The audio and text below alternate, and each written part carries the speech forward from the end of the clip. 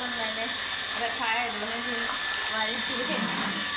बहुत सुबह सुबह काम रहता है दोस्तों, क्या बनाए, इसलिए तो हम जल्दी फिर खाने का काम है। अभी आ रही हूँ।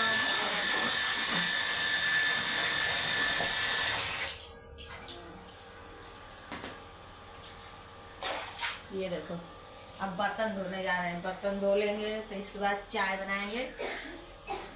और आप लोग सोचते हो कि मनीषा अभी क्यों नहीं आती हैं फेसबुक चैनल पर, वीडियो क्यों नहीं बनाते हैं। दोस्तों समय काम रहता है। फिर अभी हमारा ये घर एकदम बिखरा हुआ है, इसको सजाएंगे।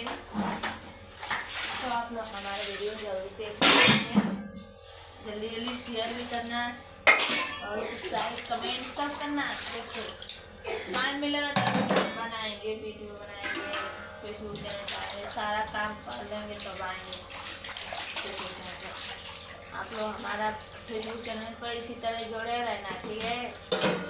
और वीडियो पर भी शेयर करना, सब्सक्राइब करना।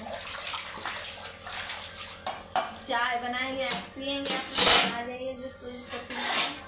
बर्तन धो लेंगे तो बनाएंगे। क्या करें, छोटे छोटे बच्चे हैं, उनका भी तबीयत खराब है, मेरी भी तबीयत खराब है दोस्तों।